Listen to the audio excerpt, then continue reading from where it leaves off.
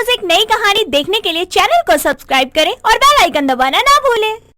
प्राची घर का सारा काम करके अपने कमरे में जा ही रही होती है कि तभी उसकी सास रेखा उसके बाल पकड़ती है और जमीन पर गिराते हुए बोलती है, महारानी, तुझे काम नहीं करना है क्या जो अपने कमरे में आराम फरमाने चली? माँ जी, सारा काम हो गया, आप चाहे तो देख लो। काम हो गया? अरे पागल मत बना, काम हो गया होता तो मैं तुझे क्यों बोलती? मुझे क्या किसी पागल कुत्ते ने काटा है? और अगर काम हो गया है तो घर के पर्दे ही साफ कर दे। माँ जी, अभी 4 दिन पहले ही तो आपने घर के पर्दे धुलवाए हैं मुझसे, और फिर आज बार बार धोने से पर्दे साफ हो या ना हो, लेकिन कपड़ा जरूर खराब हो जाता है। तेरी माँ ने हमें 1 रुपया भी नहीं दिया, बल्कि तू अपने ससुराल के पैसों से अपनी माँ के लिए दवाई लेकर जाती रही, और अब जब काम बोल रही हूँ तो बहाने बना रही है। माँ जी, मैं कोई बहाने नहीं बना रही हूँ, मैं तो बस वही बोल रही हूँ जो मुझे महसूस हुआ। और आपने मेरी माँ के इलाज में पैसे दिए हैं, लेकिन इसके बदले आपने मुझे कितनी गालियाँ भी तो दी हैं। अब तो मुझसे जुबान लड़ा रही है, इतनी भी अकल नहीं है कि अपनी सास से कैसी बात की जाए। चल उठ और पर्दे साफ कर दे। पर्दे जरा भी खराब हुए तो तेरी हड्डी तोड़ दूंगी मैं। तेरी माँ के इलाज में पैसे दिए हैं और 4 दिन बाद तेरी माँ मर भी गई। अब वो सारे पैसे तुझे ही देने पड़ेंगे। माँ जी, मैं कहाँ से लाऊंगी पैसे? और आपने अगर किसी की मदद कर भी दी तो आप इतना क्यों बोल रही हो? किसी के जाने के बाद भी आपको बस अपने पैसों की ही पड़ी है। हाँ, मुझे मेरे पैसों की ही पड़ी है, क्योंकि ये पैसे मेरे बेटे की मेहनत की कमाई है। अब तो तेरी माँ की 13वीं भी हो गई है, तो अब बाहर जा और काम ढूंढ। माँ जी, लेकिन अरुण जी को पता चला तो वो मना करेंगे। वो सब मुझे नहीं पता, ये तुझे ही देखना है कि मेरे बेटे को ये सब ना पता चले और मेरा कर्ज भी चुका दे तू। चल, अब पहले तो जो काम बोला है वो कर। रेखा अपनी बहू को काफी सुनाती है और काम भी करवाती है। रेखा को अपनी बहू से जरा भी लगाव नहीं था, इसलिए वो तो बस यही देखती है कि कहीं भी उसकी बहू से कोई भी गलती हो और वो अपनी बहू को सुनाने लग जाए। प्राची बेचारी अपनी सास की खरी खोटी सुनने के बाद भी चुप रह जाती है। ऐसे ही कई दिनों तक चलता रहता है। कुछ दिनों बाद प्राची बाजार से सब्जियां लेकर आ रही होती है कि घर के पास आते आते उसे चक्कर आ जाता है। रेखा की पड़ोसन हेमा उसे अपने घर ले जाती है और पानी पिलाते हुए कहती है, अरे प्राची बहू, क्या हुआ? तू अचानक से चक्कर खाकर कैसे गिर गई थी? सब ठीक तो है ना? आप मुझे यहाँ क्यों ले आई? माँ जी को पता चलेगा तो वो बहुत गुस्सा करेंगी। बहू, तू ये क्या बोल रही है? अरे भला रेखा क्यों गुस्सा करेगी? तुझे चक्कर आ गए हैं, वो तो तेरे लिए और परेशान हो जाएगी। बहू, तू चिंता मत कर, मैं अभी तेरी सास को बुलाती हूँ। नहीं आंटी जी, आप माँ जी को मत बुलाओ और मेरा थैला दे दो, मैं अपने घर जा रही हूँ।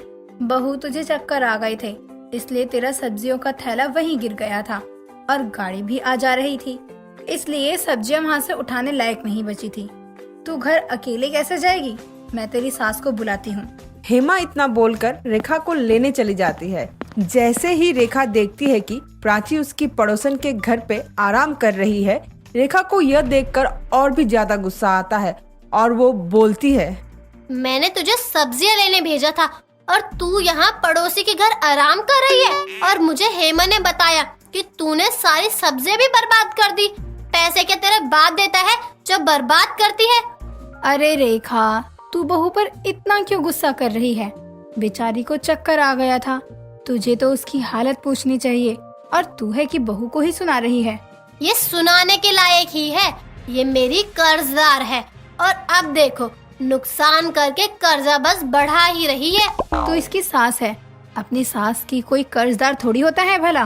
तू नहीं जानती, इसकी तो आदत ही है हर किसी के आगे मासूम बन जाती है ताकि लोग इसकी तरफदारी करें, लेकिन ये तरफदारी के नहीं बल्कि गालियाँ खाने के लायक है। माँ जी, सच में मेरी कोई गलती नहीं है, मुझे नहीं पता कि कैसे चक्कर आ गए थे, मुझे माफ कर दो मुझे माँ जी। अगर मैं तुझे माफ करने लगी तब तो तेरी ये हरकतें ऐसे ही बढ़ती रहेगी।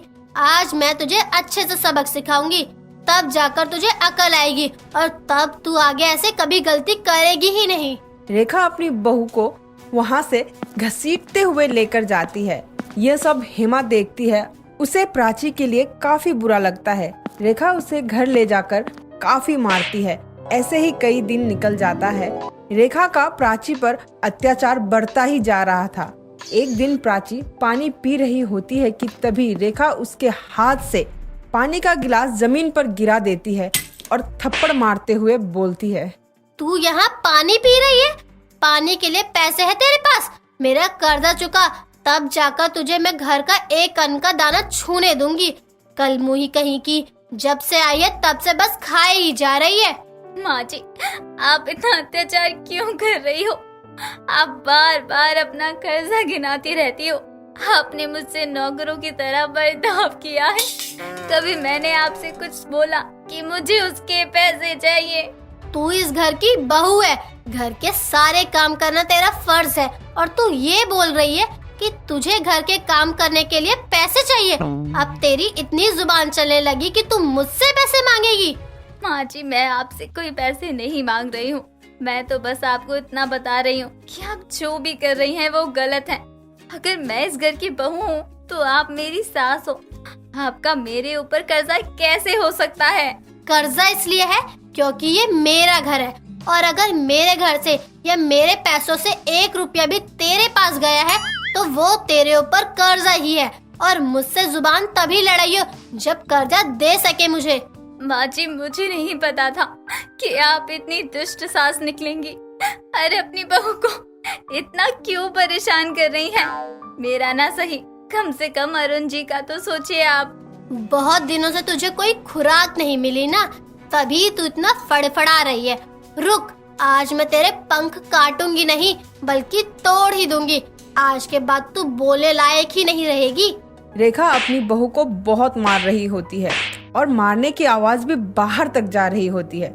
जोर जोर से मारने की आवाज सुनकर उसकी पड़ोसन हेमा दूसरी पड़ोसन सरिता से बोलती है, सरिता सुन रही है तो ये आवाजें?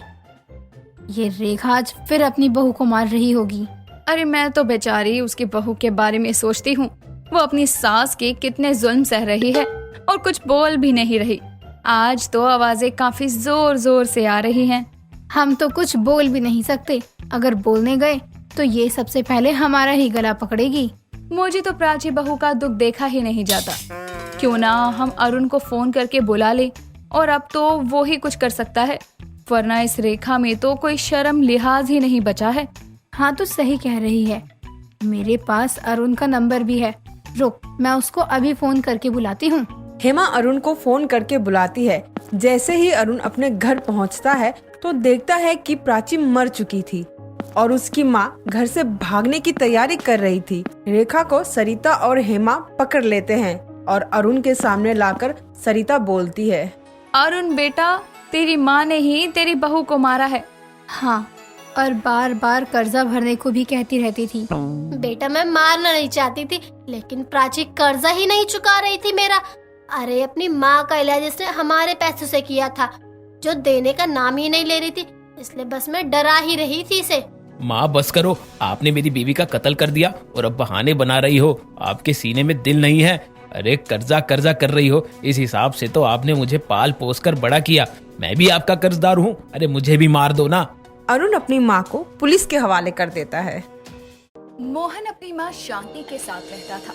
मोहन काफी अहम वाला लड़का था और उसकी शादी श्वेता नाम की एक लड़की से होती है। श्वेता बेहद ही गरीब घर से थी। बस इसलिए ना तो मोहन उसकी कदर करता था और ना ही उसकी सास। ऐसे ही एक दिन मोहन अपनी पत्नी श्वेता से कहता है, श्वेता। जी मोहन जी, कहिए। श्वेता, मैं सोच रहा हूँ कि मैं एक कार ले लूँ। बोलो, तुम्हारा क्या ख्याल है? अरे ये तो बहुत ही अच्छी बात है। कब ला रहे हैं आप कार? जब तू अपने बाप के घर जाएगी। क्या मतलब क्या है आपका? मतलब ये कि तू अपने बाप के घर जाएगी और अपने बाप को कहेगी कि वो मुझे कार दे। लेकिन मोहन जी, आपको पता है कि हम कितने गरीब हैं। बाबा आपको कार कहाँ से देंगे? वो सब मैं नहीं जानता। अगर तू कार नहीं लेकर आई तो तू देखना, अगर मैंने तेरा जीना हराम नहीं कर दिया ना तो मेरा नाम भी मोहन नहीं। इतना कहकर अब मोहन वहाँ से चला जाता है। मोहन वहाँ से चला तो जाता है, लेकिन मोहन अपनी बातों का बेचारी श्वेता के दिमाग पर गहरा असर छोड़ देता है। श्वेता अब कार के बारे में सोच रही थी कि तभी उसके कानों तक उसकी सास की आवाज आती है। अरे ओ कबाड़न, कहाँ मर गई तू? जी मम्मी जी, अभी आती हूँ। इस तरह अब श्वेता अपनी सास के पास आती है और उसकी सास उसको गुस्से में देखते हुए कहती है, करम जली नास पिटी कहीं की, तू जब से हमारे घर में आई है तब से मेरे घर का कुछ न कुछ नाश ही हो रहा है। मम्मी जी क्या हुआ? तूने किचन में क्या रखा था? वो मैंने दाल बनाई है और जब दाल बन गई थी तो मैं अपने कमरे में गई थी। अच्छा, तो तू कहना चाहती है कि मैंने तेरी दाल को जला दिया? दाल जल गई? आहा, देखो तो कितनी शरीफ बन रही है, जैसे कि इसको तो कुछ पता ही ना हो। शांति की आवाज सुनकर मोहन आता है और अपनी माँ को ऐसे चिल्लाते हुए देखकर उससे कहता है, माँ क्या हुआ, आप ऐसे क्यों चिल्ला रही हो? अब क्या बताऊं बेटा, तेरी ये मनहूस पत्नी है ना जो इस घर का नाश करके रहेगी। क्या कर दिया अब इसने? देखना बेटा, इसने दाल गैस पर चढ़ाई थी, लेकिन यह मुझसे कह रही थी कि मैंने इसको जला दिया। अरे एक तो ये खुद दाल को चढ़ाकर भूल गई और ऊपर से मुझ पर दाल जलाने का इल्जाम लगा रही है। हाँ ये तो है ही नास पीटी, इसको तो खाली सब कुछ बर्बाद करना आता है। और अगर इसके भिखारी बाप से कुछ मांग लो तो ये कहती है मेरा बाप बहुत गरीब है। इस तरह दोनों माँ बेटे उसे खरी खोटी सुना कर चले जाते हैं और वो खुद से कहती है, अरे बाबा ने कितने शौक से इस घर में मेरी शादी की थी। मेरे बाबा ने ये सोचकर इस घर में शादी की थी ताकि मैं इस घर में राज करूं, खुशी से रह सकूं। लेकिन यहाँ खुशी और राज दोनों ही नहीं है। दोनों माँ बेटे मुझे हर तरफ कोसते ही रहते हैं, बस जैसे मैं इनके काम ही नहीं करके देती। बेचारी श्वेता आंखों में आंसू लिए अब घर का काम करने लगती है और अब शाम को शांति एक बार फिर उसको आवाज लगाते हुए बोलती है, अरे ओ महारानी, शाम के 4 बज रहे हैं, आज शाम की चाय देगी या नहीं? मम्मी जी मैं अभी ला रही हूँ आपकी चाय। इस तरह से अब श्वेता अपनी सास के लिए चाय बना कर लाती है और अपने काम के लिए जाने लगती है कि तभी शांति उससे कहती है, कहाँ जा रही है? वो मैं शाम के खाने की तैयारी करने जा रही हूँ। अभी सिर्फ 4 ही बज रहे हैं, इधर आ और मेरे पैरों को दबा। अब क्या था, श्वेता अब अपनी सास के पैरों को दबाने लगती है। थोड़ी देर बाद शांति अपनी बहू को जोरदार लात मारती है। उसकी लात से श्वेता दूर जाकर गिरती है और उससे कहती है, तुझे पैर दबाने नहीं आते क्या? बेचारी श्वेता कुछ नहीं बोलती और अपनी आंखों में आंसू लिए बैठी रहती है। उसको ऐसे देखकर शांति को बहुत गुस्सा आता है और वो गुस्से में उसे मारती हुई कहती है, तेरे मुंह में जुबान नहीं है जो तू इस तरह पड़ी हुई है। वो उसको मार ही रही थी कि तभी वहाँ पर शांति की पड़ोसन आती है और शांति को ऐसे देखकर कहती है, शांति तू अपनी बहू को मार रही है? अरे कैसी बात करती है यार, तू भी ना, मेरी बहू को चक्कर आ गए थे इसलिए मैं तो उसको उठाने आई हूँ।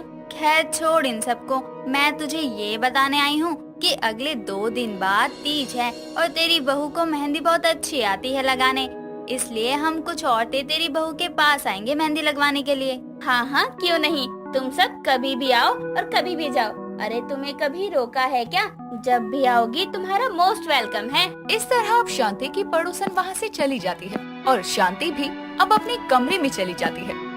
अब 2 दिन गुजर जाते हैं और अगले 2 दिन बाद शांति की सारी पड़ोसन शांति के घर आती है और एक एक करके श्वेता से मेहंदी लगवाती है। श्वेता की मेहंदी इतनी अच्छी थी कि अब सभी उसकी तारीफ करने लगे और ऐसे ही एक दिन एक पड़ोसन श्वेता से कहती है, अरे बहू, तेरे हाथों में तो जादू है, जादू। देख तो कितनी अच्छी मेहंदी लगाई है। वैसे तेरे अंदर इतना गुण है तो खुद का पार्लर क्यों नहीं खोल लेती है? वो मुझे इसके बारे में नहीं पता, इसीलिए। अरे तू चिंता क्यों करती है, हम है ना, तो फिलहाल अभी घर से ही लोगों को मेहंदी लगा, हम तुझे और दिला कर देंगे। अब श्वेता उनकी बातों से सहमत हो जाती है, लेकिन ये बात उसकी सास शांति को बिल्कुल रास नहीं आती और शाम को जब मोहन घर आता है तब शांति उसे सारी बात बताती है। ये सुनते ही मोहन श्वेता के पास जाता है और उसके बालों को पकड़कर उसे घसीटने लगता है और मारते हुए कहता है, तू मेरे पीठ पीछे काम करेगी? रुक जा, मैं तुझे अभी बताता हूँ, आज तू मुझसे नहीं बचेगी। इस तरह से अब जैसे ही मोहन उसको मारने के लिए अपना हाथ उठाता है, वैसे ही श्वेता भी अब अपने पति का हाथ पकड़ लेती है और उसका हाथ मोड़ते हुए कहती है, बस बहुत हो गया, तुम लोगों ने मुझ पर बहुत अत्याचार कर लिया, अब मैं तुम लोगों के अत्याचार नहीं सहूंगी। नहीं सहेगी तो निकल मेरे घर से, मैं भी देखता हूँ कौन संभालता है तुझे। इस तरह से अब मोहन श्वेता का हाथ पकड़कर उसे खींचते हुए घर से बाहर निकाल देता है और दरवाजा बंद कर लेता है। बेचारी अब घर से बेघर हो चुकी थी। उसको कुछ समझ नहीं आ रहा था कि वो क्या करे, लेकिन श्वेता ने अभी भी हिम्मत नहीं हारी थी। वो अकेले एक जंगल में चली जाती है और लकड़ी की एक कुटिया बनाकर रहने लगती है। साथ ही अब वो मेहंदी लगाने का काम शुरू करती है। उसकी ये कला अच्छी होने की वजह से सब लोग उसका पता पूछने लगे और देखते ही देखते अब श्वेता धीरे धीरे अमीर होने लगी। एक तरफ तो श्वेता अपनी ऊंचाइयों को छू रही थी, तो दूसरी तरफ मोहन का काम छूट जाता है। यूं कहें कि उसके बुरे दिन शुरू होते हैं। लेकिन जब मोहन और शांति को ये पता चलता है कि उनकी गरीब बहू की मेहंदी फेमस हो गई है और बड़े बड़े लोग उसके पास आकर मेहंदी लगवाते हैं, तो वो दोनों भी श्वेता के पास जाते हैं, जहां वो देखते हैं कि चारों तरफ लोगों की भीड़ है। दोनों माँ बेटे भीड़ को चीरते हुए श्वेता के पास जाते हैं और श्वेता को देखकर मोहन अपनी आंखों में आंसू लिए कहता है, तुम तो बहुत अमीर हो गई श्वेता। हाँ बहू, तुमने ये बता दिया कि एक सास की गरीब बहू की मेहंदी कितनी फेमस हो गई है। उन दोनों की बातें सुनकर श्वेता कहती है, मोहन जी, मुझे पता था कि आप जरूर आएंगे, इसीलिए देखिए मैंने आपके लिए कार भी खरीद कर रखी हुई है। इतना बोलकर श्वेता अपने पति का हाथ थामती है और उसके हाथों में चाबी थमाते हुए कहती है, ये रही आपकी कार जो आपने मुझसे कुछ महीने पहले मांगी थी। और हाँ माँ जी, आपके लिए भी कुछ है मेरे पास, 1 मिनट। अब श्वेता अपने घर आ जाती है और पैसों से भरा हुआ बैग लाकर अपनी सास के हाथों में थमा कर कहती है, ये कुछ पैसे हैं माँ जी, आपके लिए। आप हमेशा कहती थी ना कि मैं आपका बहुत नुकसान करती हूँ, तो इन पैसों से भरपाई हो जाएगी ना। उसका ऐसा बर्ताव देखकर मोहन बोलता है, श्वेता, तुम हमारे घर की लक्ष्मी थी, हमसे गलती हो गई है, क्या तुम हमें माफ नहीं करोगी? हाँ बहू, तुझे हमें जितना जलील करना है कर ले, लेकिन हमारे साथ हमारे घर चल बहू। उन दोनों को पछताते हुए देखकर श्वेता कहती है, मोहन जी, आपको अपनी गलती का एहसास हुआ, मेरे लिए यही बहुत बड़ी बात है।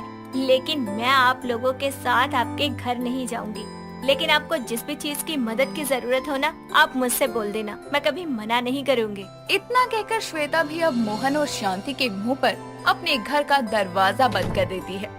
ये सब देखकर मोहन और शांति कुछ नहीं बोलते और चुपचाप वहाँ से जाने लगते हैं। उन दोनों को देखकर वहाँ की भीड़ आपस में बातें करती है और भीड़ में से एक आदमी कहता है, अरे सही ही कहा है किसी ने, जो जैसा करता है वैसा भरता है। वो दोनों कुछ नहीं बोलते और अपनी गलती का पछतावा करते हुए वहाँ से चले जाते हैं।